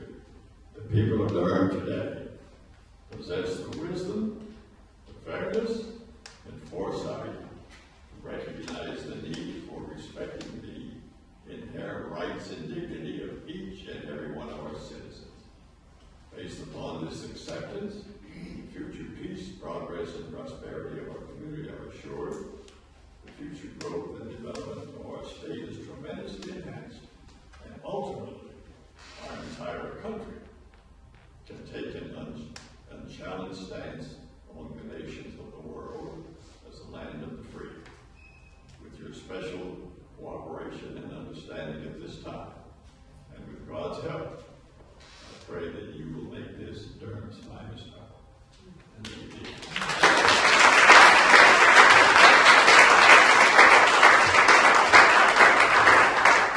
One last our diverse togetherness gave light to our soul, and that defined Durham as to who we really are, and I trust continue to be. All right, thank you very much. And let me just note everyone, I know we're on the clock. We have two last voices left, and then perhaps directly after this program, we have an opportunity, a few minutes after, you may certainly talk. We want to, of course, remove all questions for that time. These chairs are very uncomfortable. Anyway, I'm going to make this quick. Vision, Fairwood Street, NCCU, DeShazer Beauty College, and Durham Barber College. 3 black schools, Hillside on the other side. We were talking about high school students and college students, and one other school, Merritt Moon. Now, Virginia then went to the Royal Ice Cream College. But Floyd organized the first youth chapter of NAACP, and we picketed the Royal Ice Cream College for 2 years until he closed that business. And then it became the old something ice cream college. Mayoral. So it was the youth. Durham was considered the black bourgeoisie city of the South. It's because we had all these professional people here, teachers, doctors, lawyers, etc. So we did have those blacks who felt like we were too militant, including the national president, executive director of the NAACP, Roy Wilkins. Because, they said the people in Durham were too militant. We walked out of a national convention. We walked out of it. We were there, but we walked out. Because they did not give the respect to Floyd that he should have received. He only received that respect a few years ago when I petitioned and wrote a proclamation along with an attorney to recognize Floyd McKissick as one of the outstanding members of the NAACP. And it was passed on the floor. Believe it or not now, I had to fight to get it done. However, I'll make this real clear. Unsung heroes are youth. It will take the youth to do it today. This is 2014, and I'm not God. I feel like they're taking us back to 1950. I don't want to go back to 1950, okay? I don't want to go back there because I have hard memory. My sister-in-law, stand up, Audrey. That's my sister-in-law. We know how it is from 1950 having to go to jail all the time. I'm not going to talk about those experiences. They feel bad. But I will remind you of one thing. One day we were going to march from NCCU Bowl up to Fayetteville Street and come by Sears and Roebuck was where the Human Resource Building is today. The KKK across the street at our old bus station was sitting there waiting on us. So we kept on marching. We came down Fayetteville, turned up to go up, and there was the KKK. But you know what the most amazing thing about that? On both sides of the street was the Muslims. We walked in the middle of the Muslims. KKK disappeared. Because we didn't know that they were going to be out there. But we did that. Remember, youth has no fear. We didn't have any fear. But we had one thing on our side, and that was the Lord.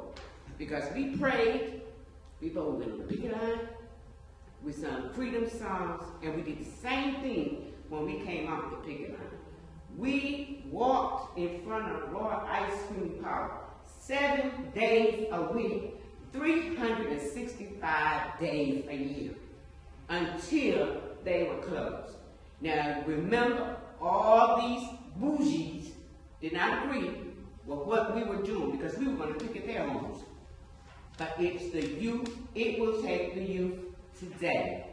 But remember, the fight is always going to go on. Floyd told us that, and we were 14 years old, that you're going to always have to fight. Freedom is not free. But I said this when John died. Before I be a slave, I be buried in my grave and go home to my God and be free.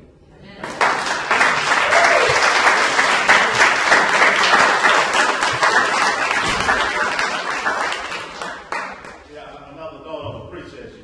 I'm having to stop right there. We'll conclude out, and I don't think we'll have time for questions at this time. Okay. Okay. Wherever you like. Thanks very much. Very briefly. We talked about the black businesses during that period of time. In 1866 was when slaves began to come into an area of Durham called Haytime. And as they came, as I've heard it stated before, we are exceptionally proud to have the power of colored, Negro, Afro-American, black persons to come at that time. Let me share with you what I mean by that. First of all, if you check out the black history of Durham, you'll blow your mind with what people we had here who contributed to Durham. Durham Haytime, right there by the tracks, bounded by Pettigrew, Fayetteville, Pine Street, which is Roxborough Street. We had, now I want to say black one time, we had 3 white businesses, 1 Oriental restaurant, 150 black businesses, a barber college, a beauty college, a shoe repair store, a radio and TV repair store, 3 drugstores, 2 movie theaters, 6 service stations, a multiplicity of cab companies, all black. This is what we had back in the day. How many years ago? I guess 50 or more. 55. 55. Shows how old. Thank you.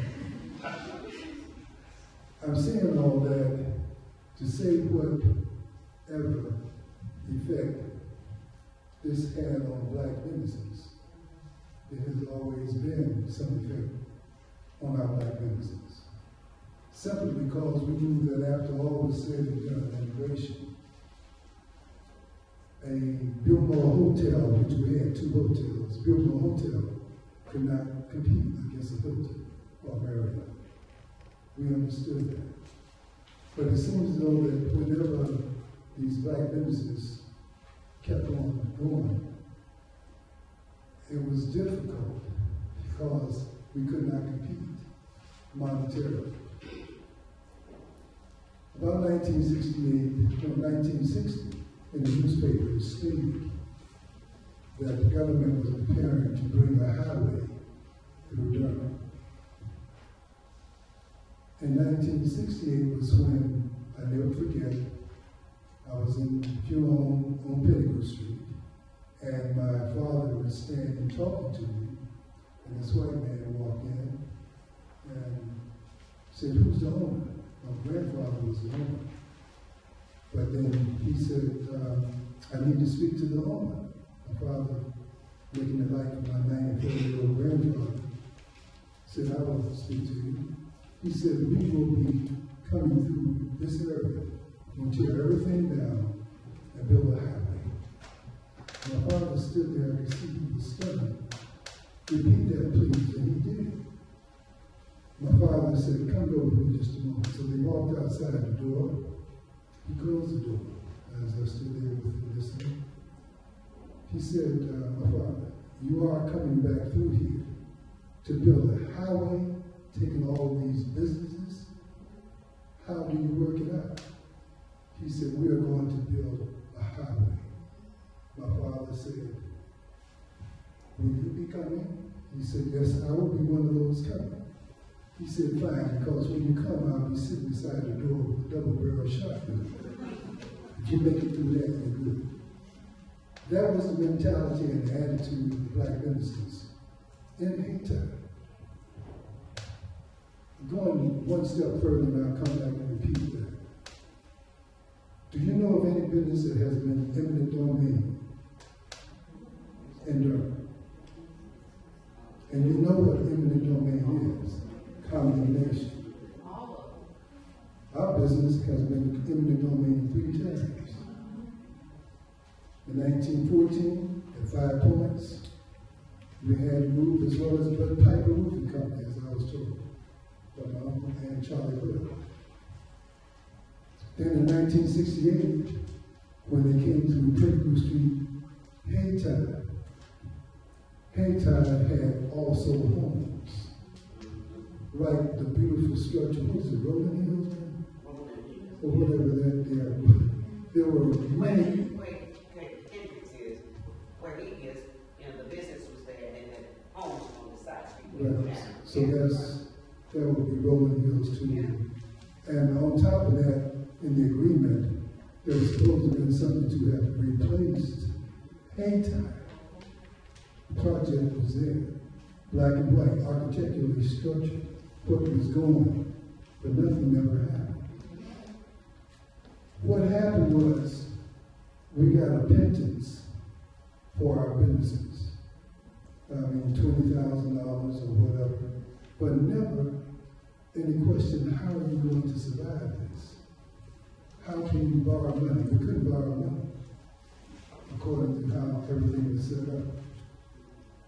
I'm giving you the effect of what happened at that time. But now, the people who came out of the area of Durham, and then maybe you can understand where I'm coming from when we talk about the skills of those who first came here as slaves out of slavery.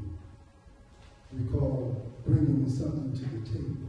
They had to bring something to the table. And they would give a marvelous job to make it possible for us to be ahead of where we are now. The largest black newspaper in the United States of America, the Amsterdam newspaper, New York City. Anyone ever heard of that? Yes. Owned by Wilbur Taylor, a Hillside graduate. Or to understand John Lucas, athletically, outstanding basketball player, but never telling you that at Maryland he was an outstanding tennis player. He won the ACC 4 years in a row. Or my classmate, Shirley Caesar, my classmate, Ernie Barnes, the artist that you will see on TV, who did the famous portrait, the dancers. the Sugar Shack. You know where the Sugar Shack is? The Sugar Shack is the Durham Library. If you look at the structure. But I'm just saying, that's just a few.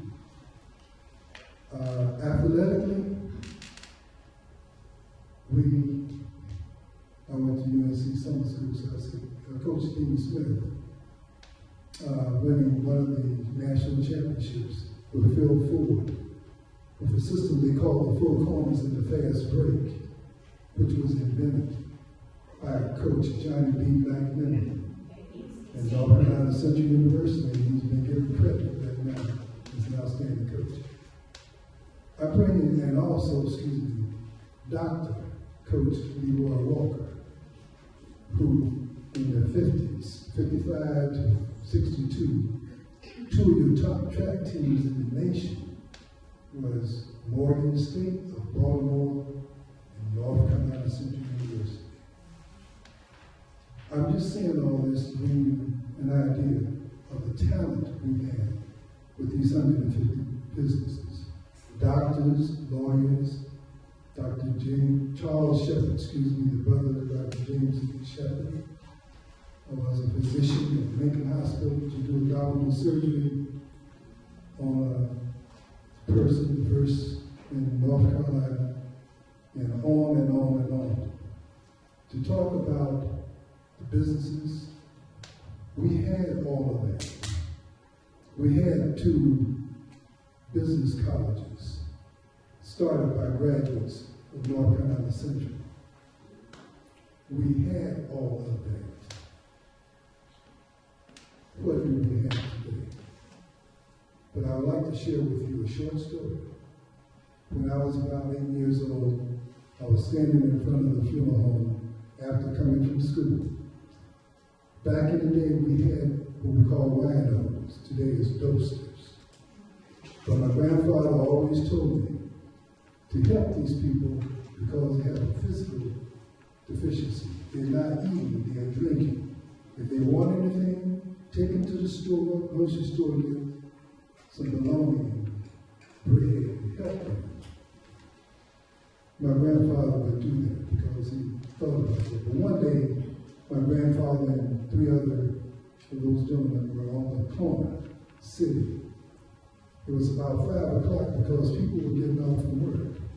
And as they walked past, they were waving, shaking hands, horns were blowing, everyone jubilant to see one another. This car pulled up and stopped, and this man got out, and when he did, my grandfather and the other man stood up, clapping, shaking his hand. He came over and sat down on the corner with them. And as people came from work, waving, shaking hands, hugging each other, horns blowing, my father came out and he was talking to someone, but I kept looking at what was going on the corner. The man got up, everybody got up, shook his hand again, he got in the car, and the car pulled off. And as the car slowly came by, the man was leaning out the window who had been sitting and said something to my father and laughed. And my father said something back, and they both laughed. And the driver was waving. I said, Dad, who was that man? He said, son, that was Mr. C.C. Spaulding, the president of North Carolina.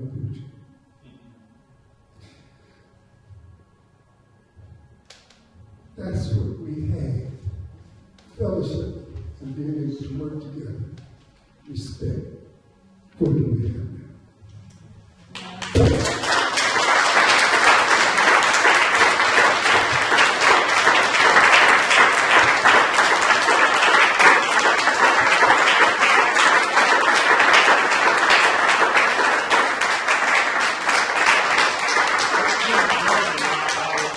Please join me again in thanking this entire great panel for this great conversation today.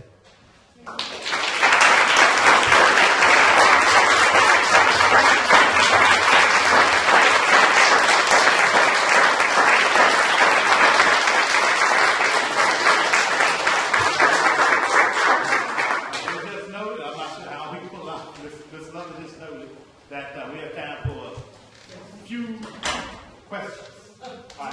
like to sing a brave song for Dr. Pitts, and then after that, we'll come back to you. You got a question? It's really not a question. I feel fortunate in having been living and to witness all of what has been described here. And I wish I could make special commendations, but I think you can discern them from yourself from what has been said. However, I think credit should be given to the Duke students who were very much involved with us in the integration of schools by counseling, tutoring the kids. The black kids who were first to be integrated lived on the edges of white communities. Thus, they were from poor families, from uninformed families, and were experiencing considerable difficulty. Lord McKissick, Bessemer Farm, you mentioned there, helped to establish tutorial programs in the community, which were very vital to those deprived kids who were in competition, not competition, but in classes with upper class whites. And I think commendation should be made to them. You mentioned another name that may have been left out, but quietly was involved was not white. Not white, great leadership. And the funeral directors, I wanted to mention the funeral directors were independent people and took actions that others couldn't. But they also provided transportation, clothing, and other things that were needed for the integration movement. I wanted to make those. Thank you. We brought up about the black community. The whites in Durham did not allow Greeks to live in the white community. I came from North Durham. 2 blocks up from where I lived was a white community. It was white Greeks. And I'm talking about Elizabeth Street, Narrow Avenue, and Holloway Street. Because no Greek, no Asian, no foreign could live in a white community during the 50s and the 60s. Only white people could live in those communities. So they always lived on the border of a black community. Just very briefly on that, I will say that Jesse Helms was having a problem in the Senate race against Nick Galifianakis.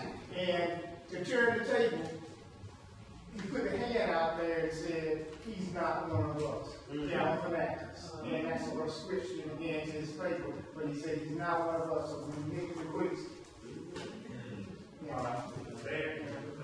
Two quickies. I had the honor of listening to Rosa Parks in D.C., and she made it clear that she was in the back of the bus. She was in the first seat in the back of the bus and refused to give her seat to a white male. So I think that's really important for us to think about and not say she refused to go to the back of the bus. For her, that was important. And for us, it should be too. History is important. The other thing is, Matt Guest touched on the fact that when you were integrated into the white school, you ended up having white teachers and white counselors. And I think we lost so many black teachers and black mentors in that transition into integration. And that's something that most white people are completely clueless about. So that's something to consider. Thank you. Very, very good observation. Very good observation. I want to talk about what Stevie was talking about. What do we have now? What has been reformulated back into our community to make up for what was stolen? That's the only way to put it. It was stolen by law. The community was destroyed. Where our house used to be, the highway went straight over, and it was always only that this highway had to come through your community so the wealthy whites can get to Duke. And nobody owes us anything. And it ended up, we were put out by NCCU. Parents had no way of getting around, but you had to be out of that house by the deadline, or the people they were giving you, they would take it as rent. if you didn't. So my thing is, what are we still owed? And some people say, oh, that's in the past. No, people are still suffering. Businesses were never put back. People died because of what was done, owed. May I add on briefly? This question right here. You just have to, everybody time, just have to limit the conversation, can 1 minute question, and then that way we can make sure everyone has a point of afternoon. Quickly, eminent domain, taking a property. For an example, our business is where the new courthouse is. We are eminent domain. The government and the people of Durham, so we got 3.7 million. But they don't tell you that that piece of property on the property sold for selling 10 million, 10.7 million. Thank you. That's a good observation. I'm holding my comments. I'll give you time. And then we'll probably, after this, we'll take one last thing, and then we will conclude. Yes, ma'am. Listening to all the panel and what they were saying, and I want to get back to talking about school integration, first integration in school. We started with Durham High, Park, Junior High. Those 5 students came from the community of Walltown, which I came from, and I think Jack said they came from there too. Unlike Walton, when you all live on that side of the tracks, we lived on this side of the track. So Walltown was really an integrated, segregated community. You would have. Can you explain it? We would have 1 block would be black, or 2 blocks would be black, and then you would have 1 block is on Sedgefield Street. On Sedgefield Street. And that was black. What part of it? Maybe if you're young, would be the block. Another part that's white. That was right. That was white. Our backyards, white's backyard, this way the black backyard, so they met together like that. And that's why I say it's integrated segregated, because the white folks that lived in Walltown, lived in those blocks between the black people, didn't consider themselves as living in Walltown. I don't know why, because that was just the way it was. So you would have the black people in this block was black, people in that block was white, the next one might be white, the next block would be black. Well, I'm saying, I'm you call a phrase today. I'm going to use that phrase. So we couldn't have white friends. True. We 2 houses from my house were white people, but we could not talk to them. There was unspoken code, the black code, the Jim Crow law. You knew what took place for. True. The only whites that we did, the only white children that we did play with were the ones that had community stores. So we had community stores in Walltown. And I might mention, after all the blacks moved out, Walltown became predominantly black, or almost a black. So we were a self-contained neighborhood, that we had everything we needed in our neighborhood. We were the only neighborhood and community in Durham that had a mayor, what we call a bronze mayor. And he would go to city council and speak for the community and get what we needed in the community. North Durham was another community that Walltown and North Durham were rival communities, but then we started pulling together and working together. Brookstown was another community, which Duke East Campus separated us, and as Skippy said, Howard went toward his southern, that knocked out that community. And the community came through, so that wiped out Brookstown. There are still a few houses over there, but on Swift Avenue. You may see some of those houses there. But getting back to what Vivian said, it was the youth that we were doing the picketing, demonstrating here in Durham. All the schools, the high school kids, the college kids, and all of that. And I wanted to ask Mayor Barrett, when we were picketing downtown, the lunch counters, the Crest, Woolworth, Silver Store, Walgreens Store, all those had lunch counters. Okay. Also, I wanted to know, Harvey's Cafeteria, you said that he was on your committee, but that man refused to serve black people. When we first started, he said that he was not going to serve black. And in fact, he closed that restaurant down. So I don't know, what happened. All right, 1 minute per month, 1 minute, no, not per month. I'm sorry, wait a minute. Could you repeat it? Yeah, I think she had a question about, I think when you made a statement about Harvest cafeteria. And so she noted that while I think you noted that he was on the committee, she said she noted that he had refused to close, eventually closed, is that right? Harvest cafeteria? Harvard cafeteria felt so strongly that one night he came down with a rifle in his arm and dared a black patron to cross the threshold. That's how strong he felt. Of course, no one ever did. So I cited him as an example of the change in the white consciousness. But he closed his cafeteria down before he decided that he was. I'm not aware of that. I'm not aware of him closing it. Yeah, He closed the restaurant, and Palm's restaurant, where, was one of the restaurants did not have anyway, they closed. He didn't either. He closed. Like He closing closed. like closing up the swimming pool. Yeah, he closed his restaurant. The blacks had to go on the side, so he refused to serve blacks. He didn't close it. That's the restaurant. You don't know what Crescent's is now, Crescent's. Well, yeah, it's condos in there. Okay. One block down in the city. All right, so I before we move with everyone, I do have good manners, and good manners require that you have just 1 minute at the end, and then thank everyone for coming. I'm not aware of that, but I don't think it's terrible. He was a terrible segregation. But I do have one comment, if you will. I'm here in the interest of race relations. That's my primary concern over all the years. And to have improved race relations, we're going to have to be factual and be truthful and honest. I want to say this. We're talking about hate time. How did urban renewal come about? Does anyone know? We've made comments about it. In October of 1962, we had an election in Durham.